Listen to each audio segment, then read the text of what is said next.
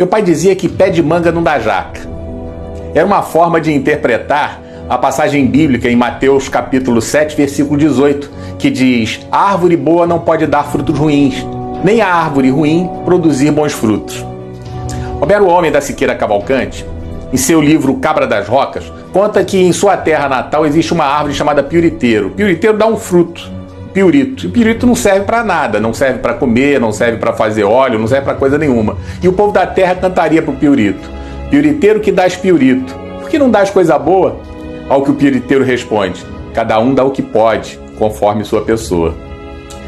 Desde a minha adolescência, ouço falar em políticos corruptos. Se dizia de que Adhemar de Barros, que não conheci, era tratado como o que rouba mais faz. Tem uma história que narra um assalto na casa da amante de Adhemar de Barros. O político era famoso por sempre estar ligado a esquemas de corrupção e desvio de dinheiro em praticamente todas as áreas possíveis. Provavelmente foi inspiração para o Sérgio Cabral. Ou podemos recorrer a outra máxima antiga: a história se repete.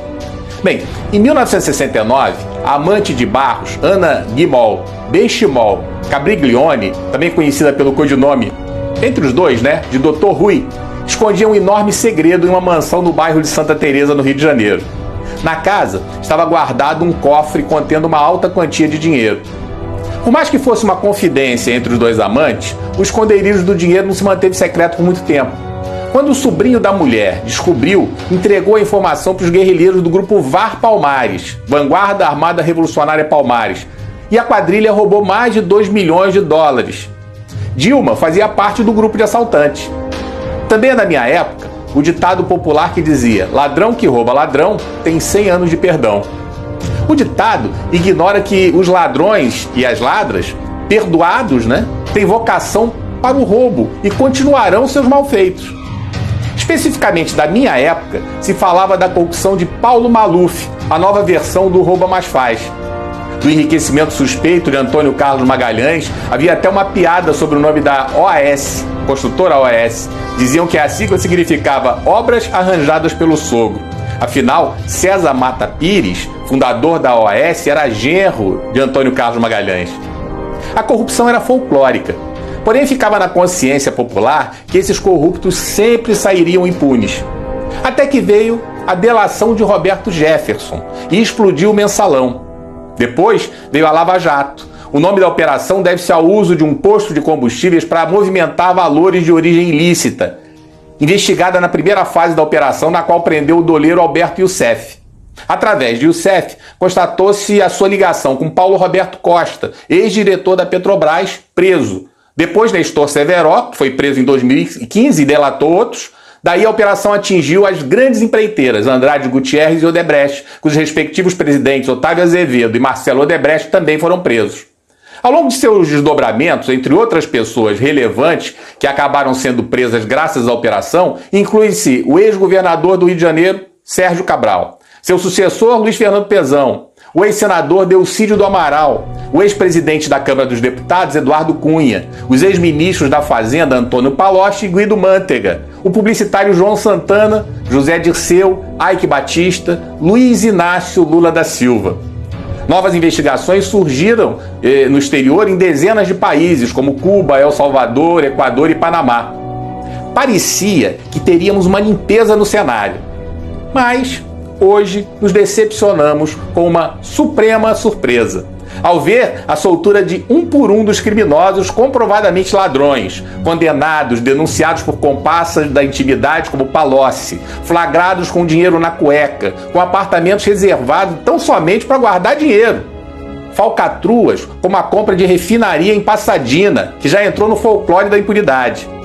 Mereceu uma CPMI e o presidente da comissão era um senador, que agora virou ministro do Tribunal de Contas da União e foi denunciado recentemente por corrupção e lavagem de dinheiro pela Operação Lava Jato. E que na época ele cuidou, quando senador, cuidou de varrer a sujeira para baixo do tapete.